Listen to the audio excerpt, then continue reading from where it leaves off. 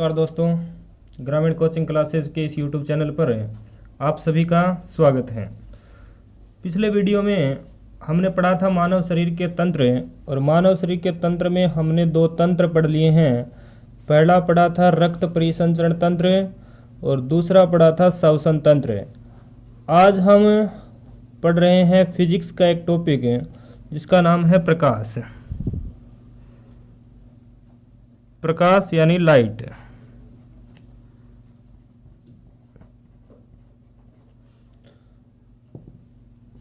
प्रकाश जो है उसका पृथ्वी पर प्रमुख जो स्रोत है वो सूर्य है, और प्रकाश का जो अध्ययन है वो कहलाता है ऑप्टिक्स। तो सर्वप्रथम प्रकाश का अध्ययन कहलाता है ऑप्टिक्स यानी प्रकाशिकी। प्रकाश का अध्ययन कहलाता है ऑप्टिक्स। प्रकाश जो है वो ऊर्जा का ही एक रूप है। प्रकाश ऊर्जा का ही रूप है। प्रकाश जो है वो एक प्रकार से ऊर्जा का ही रूप है। प्रकाश जो है वो हमेशा सीधी रेखा में गमन करता है। हमेशा सीधी रेखा में गमन करता है।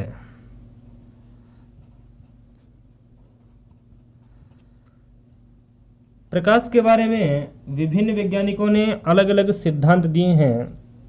तो प्रकाश के जो सिद्धांत हैं वो निम्न प्रकार से हैं।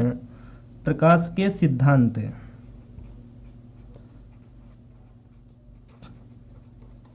प्रकाश के सिद्धांत।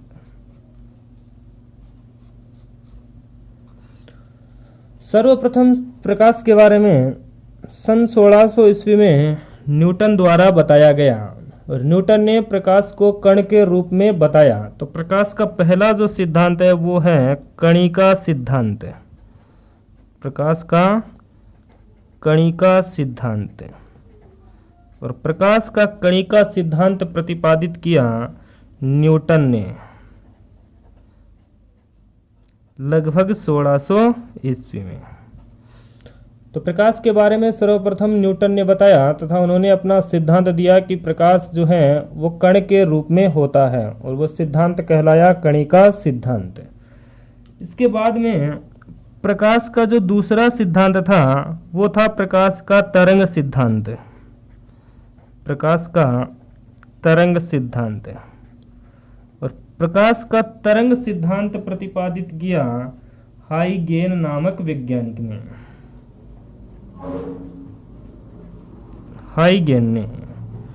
हाइगेन ने कणिका सिद्धांत का खंडन करते हुए ये बताया कि प्रकाश है वो तरंग के रूप में होता है।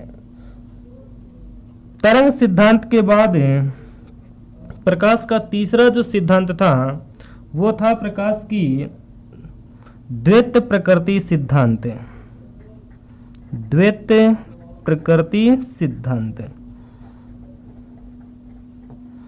प्रकाश का द्वैत प्रकृति सिद्धांत दिया डी ब्रोगली ने। वैज्ञानिक थे डी ब्रोगली। उन्होंने प्रकाश को कण व तरंग दोनों ही रूप में बताया। अतः प्रकाश का यह सिद्धांत प्रकाश का द्वैत प्रकृति सिद्धांत कहलाता है कि प्रकाश कण और तरंग दोनों रूप में ही होता है। इसके बाद जो प्रकाश का चौथा सिद्धांत है वो है प्रकाश का क्वांटम सिद्धांत। क्वांटम सिद्धांत। और प्रकाश का क्वांटम सिद्धांत दिया मैक्स प्लांक ने। मैक्स प्लांक 1900 ईस्वी में। तो प्रकाश का क्वांटम जो सिद्धांत था वो मैक्स प्लांक के द्वारा दिया गया 1900 ईस्वी में। प्रकाश के क्वांटम जो सिद्धांत था उसमें प्रकाश को ऊर्जा के छोटे छोटे पैकेट्स के रूप में बताया गया कि प्रकाश ऊर्जा के छोटे छोटे पैकेट्स के रूप में होता है। तो प्रकाश को ऊर्जा के पैकेट्स के रूप में बताया। इन ऊर्जा के पैकेट्स को बाद में आइंस्टीन नामक वैज्ञानिक ने फोटोन नाम दिया। ऊर्जा के पैकेट्स को आइंस्टीन ने फोटोन कहा। फोटोन कहा। और फोटोन जो है वो प्रकाश की सबसे छोटी इकाई मानी जाती है। तो फोटोन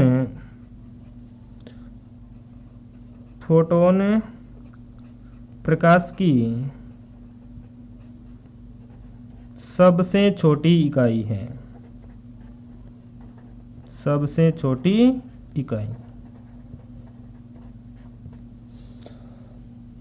तो प्रकाश का अध्ययन कहलाता है ऑप्टिक्स से, और प्रकाश ऊर्जा का ही एक रूप है। प्रकाश हमेशा सीधी रेखा में गमन करता है। प्रकाश के सिद्धांत, प्रकाश का पहला सिद्धांत था प्रकाश का कणिका सिद्धांत, जो प्रतिपादित किया था न्यूटन ने।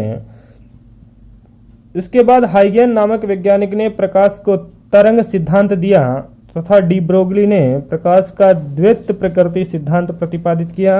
उसी प्रकार प्रकाश का जो चौथा सिद्धांत था क्वांटम सिद्धांत, जिसमें प्रकाश को ऊर्जा के छोटे छोटे पैकेट्स के रूप में बताया गया, जो दिया गया मैक्स प्लांक के द्वारा। इन ऊर्जा के पैकेट्स को बाद में आइंस्टीन ने फोटोन कहा, और फोटोन प्रकाश की सबसे छोटी इकाई होती है। प्रकाश का जो सर्वमान्य और सिद्धांत जो है वो है प्रकाश का विद्युत चुंबकीय तरंग सिद्धांत।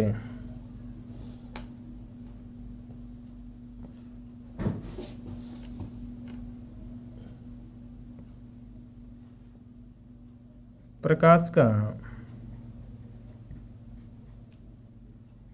विद्युत चुंबकीय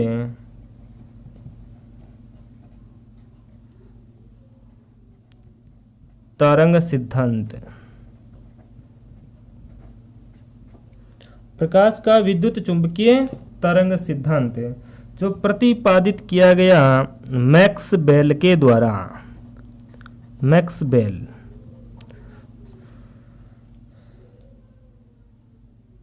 जो कि वर्तमान में सर्वमान्य सिद्धांत है। सर्वमान्य सिद्धांत। तो मैक्स बेल के अनुसार प्रकाश सही मायने में एक विद्युत चुंबकीय तरंग के रूप में होता है, जो वर्तमान में सर्वाधिक मान्य सिद्धांत है। विद्युत चुंबकीय तरंग यानी EMR इलेक्ट्रोमैग्नेटिक रेज वे होती हैं जो निर्वात में भी गति कर सकती हैं, यानी इसे संचरण के लिए माध्यम की आवश्यकता नहीं होती। संचरण के लिए माध्यम की आवश्यकता नहीं होती, यानी विद्युत चुंबकीय जो तरंगें हैं उनमें संचरण के लिए माध्यम की आवश्यकता नहीं होती हैं, अर्थात ये निर्वात में भी गति कर सकती हैं। निर्वात में भी गति कर सकती हैं। निर्वात यानी जहाँ किसी भी प्रकार का माध्यम उपस्थित ना हो, हवा जल जो कुछ भी माध्यम जो है वो उपस्थित ना हो तो भी प्रकाश है वो गति कर सकता है, और चुंबकीय और विद्युत चुंबकीय क्षेत्रों में प्रभावित नहीं होती। चुंबकीय और विद्युत क्षेत्रों में प्रभावित नहीं होती। प्रभावित नहीं होती। तो सही मायने में प्रकाश एक EMR है, यानी इलेक्ट्रोमैग्नेटिक रेज है। तो प्रकाश का विद्युत चुंबकीय तरंग सिद्धांत प्रतिपादित किया गया मैक्स बेल के द्वारा, जो वर्तमान में सर्वमान्य सिद्धांत है। विद्युत चुंबकीय तरंग यानी ऐसी तरंगें जिन्हें संचरण के लिए माध्यम की आवश्यकता नहीं होती है, अर्थात वे निर्वात में भी गति कर सकती हैं और चुंबकीय और विद्युत क्षेत्रों से प्रभावित नहीं होती हैं। ये थे प्रकाश के सिद्धांत। तो इसमें से सबसे सर्वमान्य जो सिद्धांत था वो EMR सिद्धांत था, जो मैक्स बेल द्वारा दिया गया। अब सूर्य का जो प्रकाश है उसमें विभिन्न प्रकार की किरणें होती हैं। तो सूर्य का प्रकाश जो है वो निम्न प्रकार से विभक्त होता है। सूर्य का प्रकाश,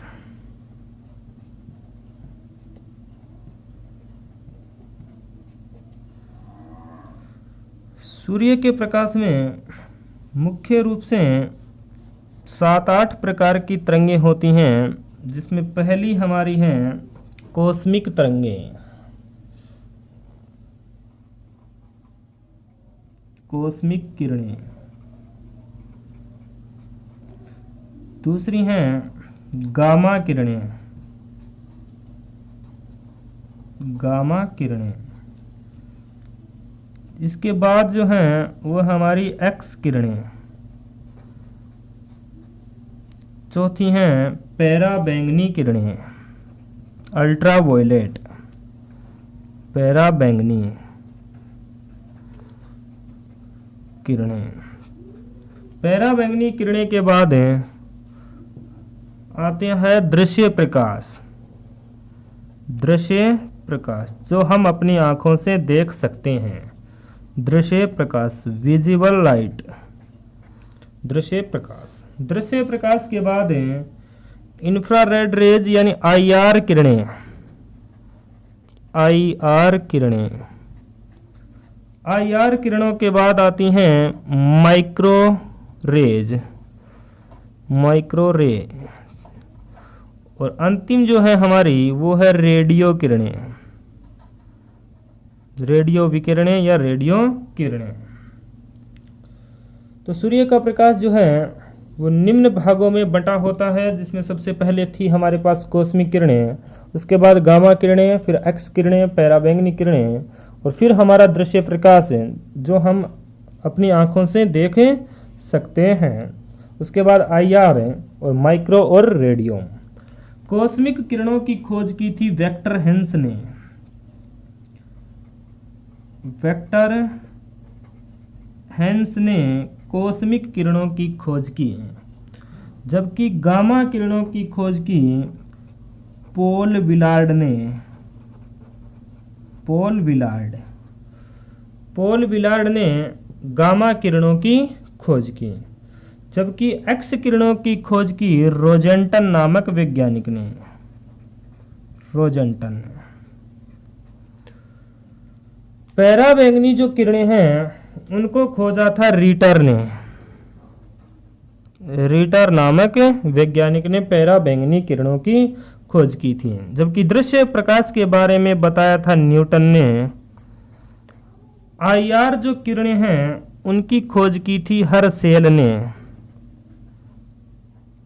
हर्शेल नामक वैज्ञानिक ने, जबकि माइक्रो किरणों को खोजा था हर्ट्ज ने और रेडियो किरणों की खोज की थी मार्कोनी ने।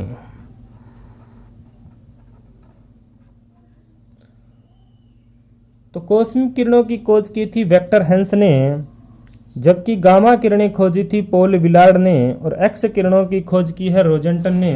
वहीं पैराबैंगनी जो किरणें हैं उनकी खोज की है रीटर नामक वैज्ञानिक ने, जबकि दृश्य प्रकाश को खोजा था न्यूटन ने, और वहीं IR किरणों की खोज की थी हर्शेल ने और माइक्रो किरणों की खोज की है हर्ट्ज ने। तो रेडियो किरणों को खोजा है मार्कोनी ने।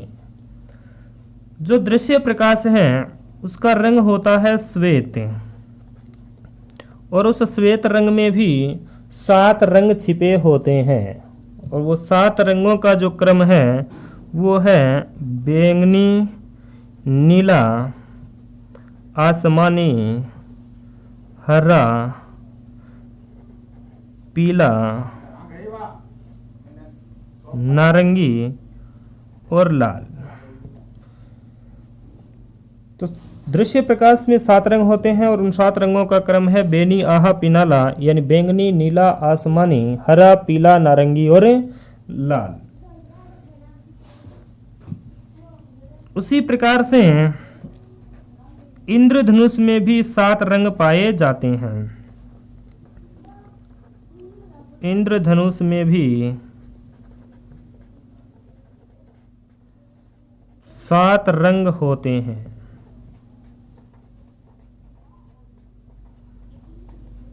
और उन रंगों का जो क्रम है वो प्रकाश के विपरीत होता है। और रंगों का क्रम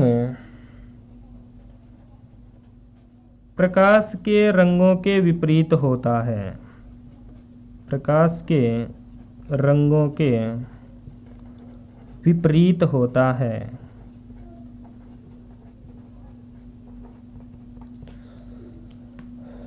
तो दृश्य प्रकाश जो न्यूटन ने बताया था उसमें श्वेत रंग का होता है और श्वेत रंग में भी 7 रंग छुपे होते हैं। और उन 7 रंगों में जो क्रम है वो बेनी, आहा, पिनाला के क्रम से होता है। और इंद्रधनुष में भी 7 रंग पाए जाते हैं जो कि प्रकाश के रंगों का जो क्रम है उसके विपरीत होता है, यानी वो लाल से शुरू होगा जबकि प्रकाश का रंग होता है बैंगनी से लाल की ओर।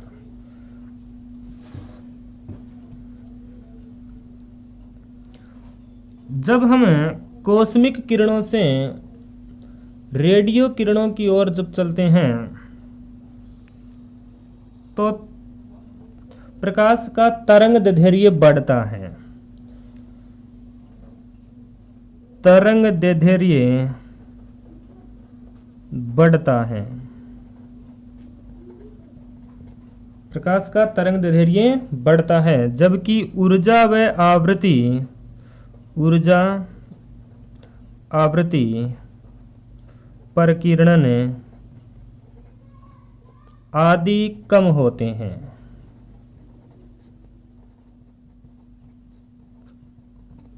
कॉस्मिक किरणों से रेडियो किरणों की ओर चलने पर किरणों का तरंग दैर्ध्य तो बढ़ता है लेकिन बाकी सभी चीजें कम होती हैं।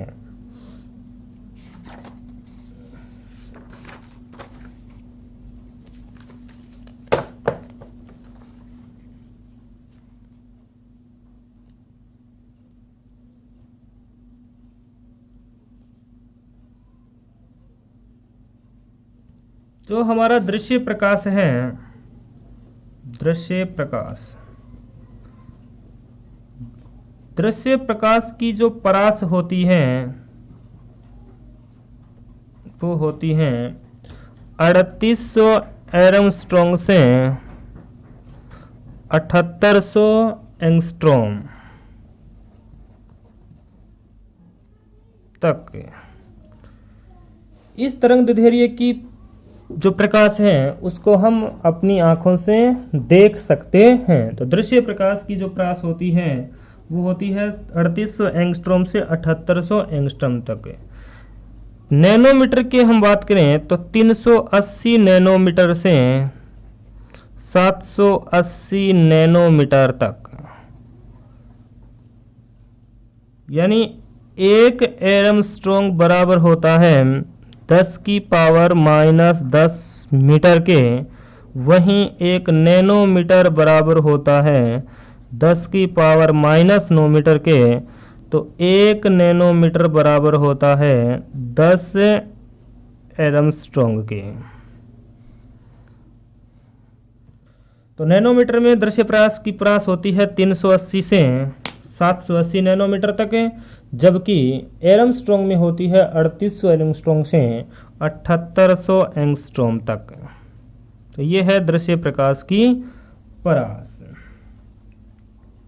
तो प्रकाश का जो रंग है वो था बैंगनी से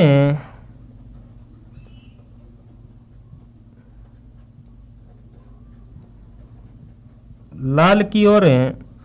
तो बैंगनी से लाल प्रकाश की ओर चलने पर प्रकाश की तरंग दैर्ध्य बढ़ती है, यानी बैंगनी रंग की परास है वो 3800 एंगस्ट्रॉम है, जबकि रेड रंग की जो प्रास है वो 7800 एंगस्ट्रॉम है।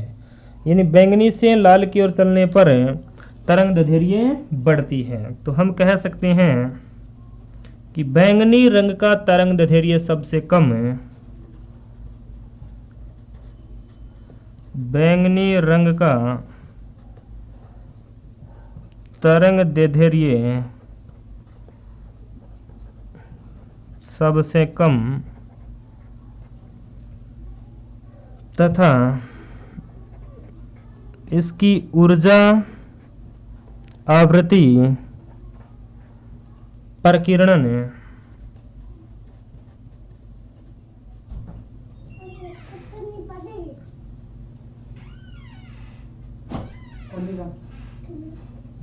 सर्वाधिक होता है।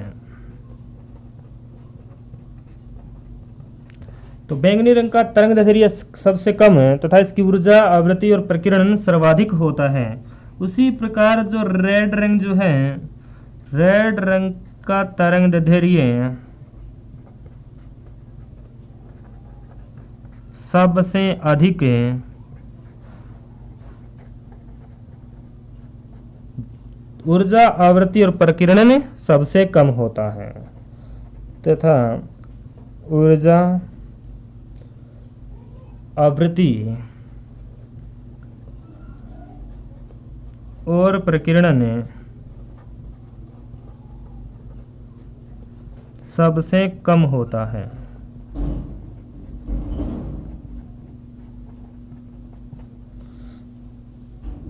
तो बैंगनी रंग का प्रास जो सबसे कम है और लाल रंग की तरंग दैर्ध्य सबसे अधिक होती है।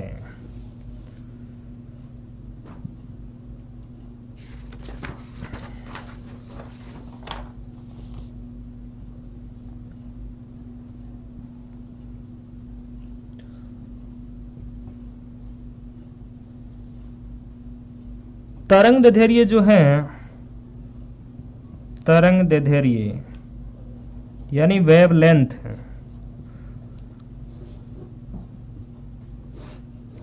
तरंग दैर्ध्य जो है वो है किसी तरंग में, किसी तरंग में कंपनशील कण द्वारा, कंपनशील कण द्वारा एक कंपन में तय दूरी तरंग दैर्ध्य कहलाती है। यानी किसी तरंग में कंपनशील जो कण है उसके द्वारा अगर एक कंपन में जितनी वो दूरी तय करता है उसे हम कहते हैं तरंग दैर्ध्य, यानी तरंग की लंबाई। तो तरंग दैर्ध्य का जो मात्रक है वो है एंगस्ट्रॉम, मात्रक जो है वो है एंगस्ट्रॉम, जिसे प्रेजेंट करते हैं ए से। वहीं तरंग दैर्ध्य का प्रतीक होता है लैम्डा, प्रतीक है लैम्डा।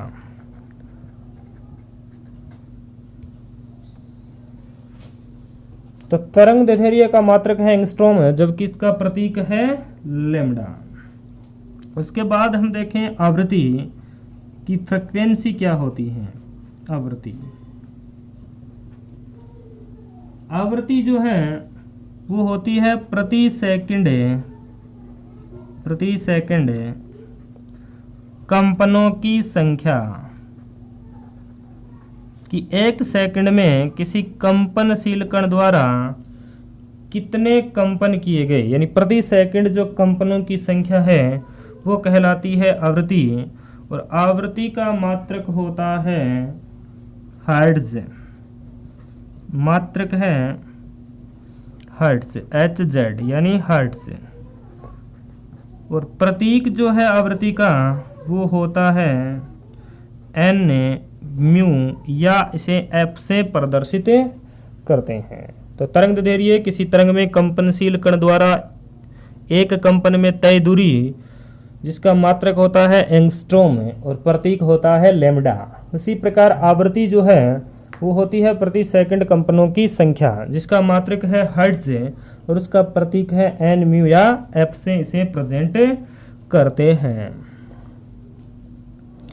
यानी 1000 हर्ट्ज बराबर होता है 1 किलो हर्ट्ज।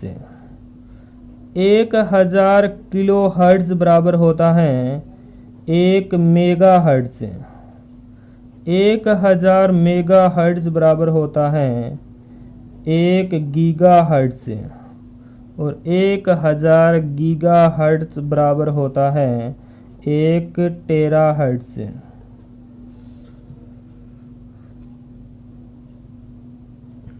ये होती हैं आवृत्ति की कुछ मान। तो तरंग दैर्ध्य और आवृत्ति को आपस में गुणा करने पर हमें ज्ञात होती है प्रकाश की चाल है। तो नेक्स्ट जो हमारी हेडिंग है वो है प्रकाश की चाल। प्रकाश की चाल। तो प्रकाश की चाल जो है वो होती है तरंग दैर्ध्य गुणा आवृत्ति। यानी प्रकाश की चाल को व्यक्त करते हैं c और c बराबर होता है लेम्डा गुणा आवृत्ति n म्यू या f से इसे प्रदर्शित हम करते हैं। तो प्रकाश की चाल है तरंग दैर्ध्य गुणा आवृत्ति। और प्रकाश की चाल के बारे में सर्वप्रथम इसकी खोज की थी रोमर नामक वैज्ञानिक ने। तो प्रकाश की चाल की खोज की है रोमर ने। और प्रकाश की चाल होती है निर्वात में सर्वाधिक 3 गुणा 10 की घात 8 मीटर प्रति सेकंड निर्वात में। तो सामान्यतः प्रकाश की चाल होती है 3 गुणा 10 की घात 8 मीटर प्रति सेकंड निर्वात में होती है और ये सर्वाधिक भी होती है। सर्वाधिक तो प्रकाश की चाल है वो सर्वाधिक होती है निर्वात में और निर्वात के बाद गैस में और गैस के बाद द्रव में और द्रव के बाद ठोस में। तो सर्वाधिक प्रकाश की चाल होती है वो होती है निर्वात में और सबसे कम होती है ठोस में। तो ये था प्रकाश की चाल का क्रम। तो प्रकाश की चाल होती है तरंग दैर्ध्य गुणा आवृत्ति और उसको खोज की थी रोमर नामक वैज्ञानिक ने। और प्रकाश की चाल होती है सर्वाधिक निर्वात में 3 गुणा 10 की घात 8 मीटर प्रति सेकंड। और प्रकाश की चाल का जो क्रम है वो होता है सर्वाधिक निर्वात में, फिर गैस में, फिर द्रव में और फिर ठोस में। उसी प्रकार ध्वनि की जो चाल है, ध्वनि की चाल वो प्रकाश के विपरीत होती है। ध्वनि की चाल प्रकाश के विपरीत होती है। तो ध्वनि की चाल सर्वाधिक होती है ठोस में, ठोस के बाद होती है द्रव में और द्रव के बाद होती है गैस में, जबकि ध्वनि की चाल निर्वात में होती है शून्य। यानी ध्वनि निर्वात में गति नहीं कर सकती। तो निर्वात में ध्वनि की चाल होती है शून्य। तो प्रकाश और ध्वनि की चाल एक दूसरे के विपरीत होती हैं।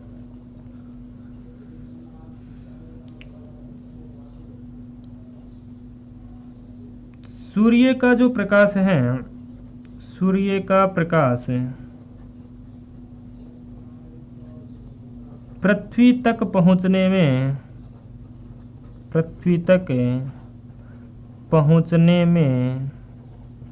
499 सेकंड का समय, 499 सेकंड यानी 8 मिनट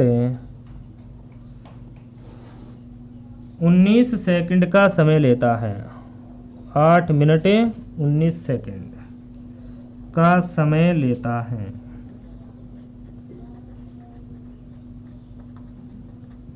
तो सूर्य का प्रकाश पृथ्वी तक पहुंचने में 499 सेकंड यानी 8 मिनट 19 सेकंड का समय लेता है। उसी प्रकार चंद्रमा के पास खुद का प्रकाश नहीं है, तो सूर्य का प्रकाश उससे टकराकर जो पृथ्वी पर पहुंचता है वो पहुंचता है 1.28 सेकंड में। तो चंद्रमा से परावर्तित प्रकाश, चंद्रमा से परावर्तित प्रकाश को पृथ्वी तक पहुंचने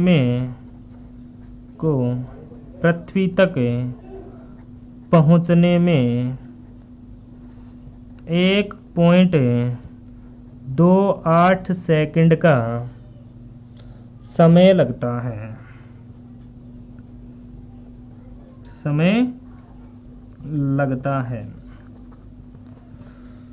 तो सूर्य का प्रकाश पृथ्वी तक पहुंचने में 499 सेकंड का समय लगता है, जबकि चंद्रमा से परावर्तित जो सूर्य का प्रकाश है वो पृथ्वी तक पहुंचता है 1.28 सेकंड में। तो ये था प्रकाश की कुछ सामान्य जानकारी। नेक्स्ट वीडियो में हम पढ़ेंगे प्रकाश की प्रमुख घटनाएं, जिसमें परावर्तन, अपवर्तन, पूर्ण आंतरिक परावर्तन, प्रकीर्णन, ये सब हम अध्ययन करेंगे नेक्स्ट वीडियो में। धन्यवाद।